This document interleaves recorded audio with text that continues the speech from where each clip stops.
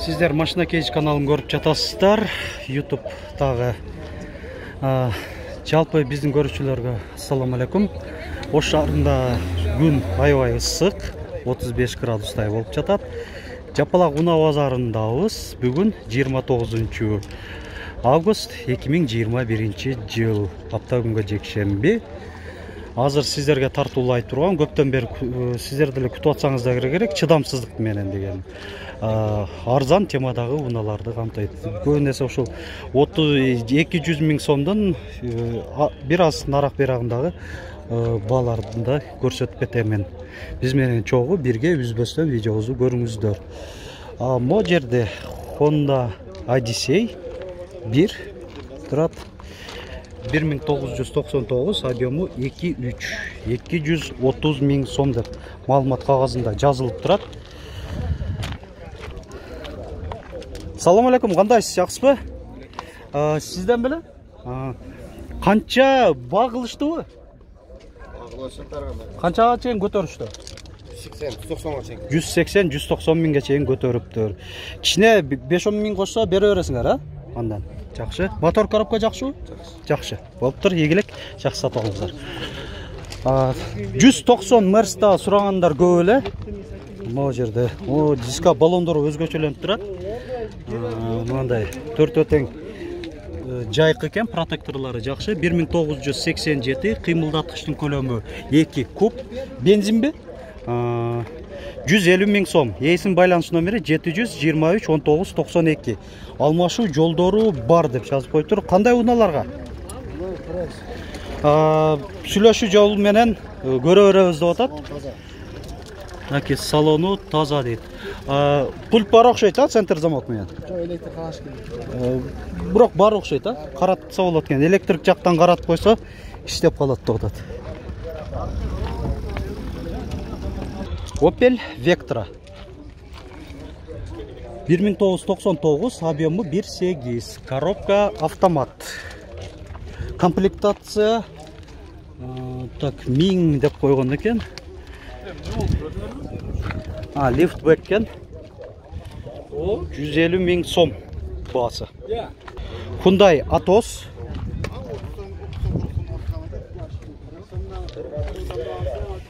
2003, коробка механика, кыймылдаткычтын көлөмү 1 куб. Айдоочуда жана алдыңкы жүргүнчүдө коопсуздук жазыгы бар.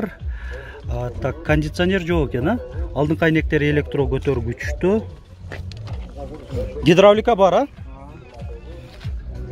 Айтылыш баасы 180 миң сом. 4 дөңгөлөгү тең кышкы, протекторлору жакшы абалда. Бул жерде мо Мерсти канча деп атышат экен? Силерденби? Мо Мерс кимден экен? Силерденби? Багажниги ачылып турат бирок. Канча болду экен? Билбедиңер басым? Маалымат кагазын көрсөтүп кое берейин. Кимге кызык болсо, телефон чалып суроо аласыздар дейм. Эсинен Мерслерден канча болуп атат? 190 миң кеми бар дейт. Оригинал запчастар менен жасалган дейт. 1989, газ да барбы? Газ, бензин да жакшы. 2 куб кыймылдаткычтын көлөмү. Электро күзгү, коробка механика, корректировка фар бар. 50 литровый газ. Газдын баллону 50 литр экен. Mercedes-Benz C-класс 202 кузовта, Россия темир номеринде учеттон чыгарылган эмес. Комплектация классик. Дөңгөлөктөр ушундар өзүнүн оригинал куюлган дистеринде.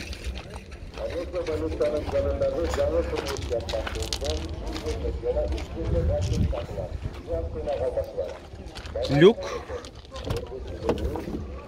Алдыңкы айнектери электро көтөргүчтүү, электро күзгүлөр, айдоочуда жана алдыңкы жүргүнчүдө коопсуздук жаздыгы бар, кондиционер бар, корректировка фар бар.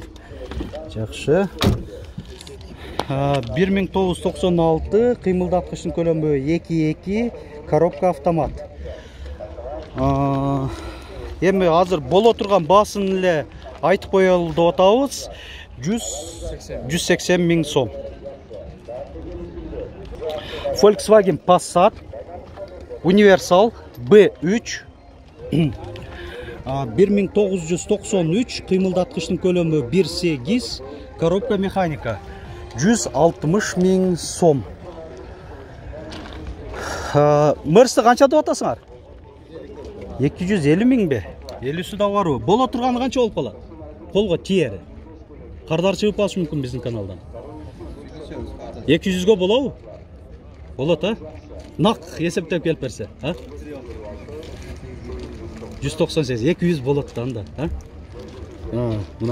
Нак кап келсеңер берип бериши мүмкүн. 1994-жылы чыгарылган, кыймылдаткычтын көлөмү 2 куб, коробка механика. Дөңгөлөктөрү жайкы, төртөө тең окшош, мында караганда протектору 60% бар. Салонун көрсөтүп коеюн. Айдоочуда коопсуздук жазыгы бар, алдыңкы айнектери электро көтөргүчтө, кондиционер печка, дагы электро күзгүлөр. Корректировка фар 3 режимде. Жакшы, ABS системасы дагы бар.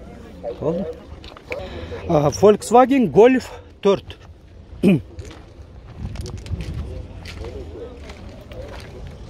Дөңгөлөктөрү жайкы, ушундай куюлган дистерде. 1999, кыймылдаткычтын көлөмү 1.6, коробка механика.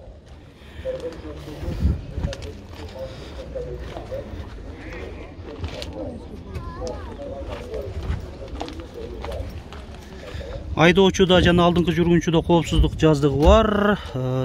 Бул жакта корректировка фар. Климаты автофункциясы менен монохромный электронный дисплейде экен. Жакшы, подогрев отургучтары бар. Канча режимде болду экен азыр? Көрүп коелучу. 3, 4, 5. Жакшы го. 5 режимде экен. Айтылыш баасы 200 миң сом кеми бар дейт. Kia Sportage. Дөңгөлөктөрү алдыңкылары жайкы, арканкысы кышкы. 1995, кыймылдаткычтын көлөмү 2 куб, дизель, коробка механика. Мына маалымат кагазында 180 миң сом деп жазылып турат.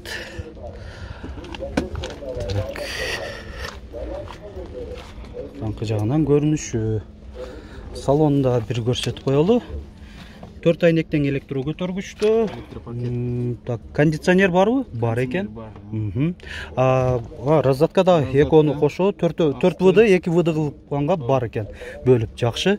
Электро күзгүлөр, туманниктер жакшы. Так, биз уланта берели. Жогору карай жүрө берсек, ал жакта да ушу көбүнчөсү ушул жакта болот. Арзанба дагы айтмакчы. Мурдагы 2-3 апта мурдагы салыштырмалуу, мынакей көрүп атасыздар, унаалар катарлар толуп калган. Мурда могу жерден баштап эле уже ачык болуп, жок болуп турчу эле. Бул деген сөз эми базар кичине жылып баштады деген бир белгини берет. Эми баягы бышыкчылык келип, жайлоодон жаныбарлар келип, элде дагы бир аз акча болуп, ошого базарда жылып баштады деген бир белгиси деп ойлойм. Mercedes-Benz E-класс 124 кузов. Дөңгөлөктөрү жайкы. 1991, кыймылдаткычтын көлөмү 2.3, коробка механика.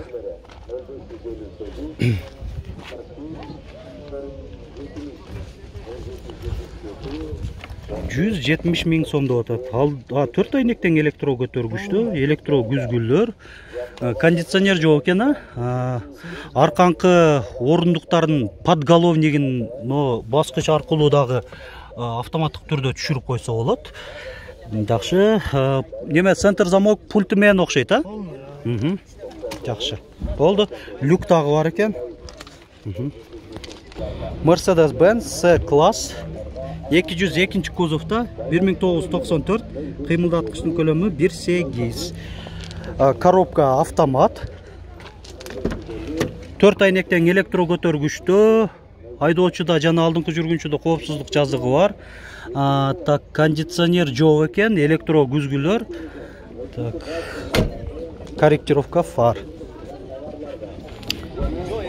Дөңгөлөктөрү арканкылары кышкы, алдыңкылары жайкы, протекторлары жакшы эле абалда. Багылыштуу аке? Багылдыбы? Кылыш элекпи? Колго тээр баасы канча болуп калат? Биздин каналдан кардар чыгып калышы мүмкүн. Ошого кичине содалашып коеюн. 200 000 сом, Мотор коробка жакшыбы? Жакшы абалда дейт. Audi A4 1999, кыймылдаткычтын көлөмү 1.8, 160 000 сом. Коробка механика. Отуруштарында жылытуу системалары бар, ошол эле мен оюмча эң кеминде 3 режиминде болсо керек. Мынакей урматтуу көрүүчүлөр, убакытта учкан куштай болуп өтүп кете берет экен. Башка видеолор тартканга да убакыт бөлүнүш керек болуп атат, туура түшүнүңүздөр. Мүмкүн болсо көп тартканга да аракет жасайбыз.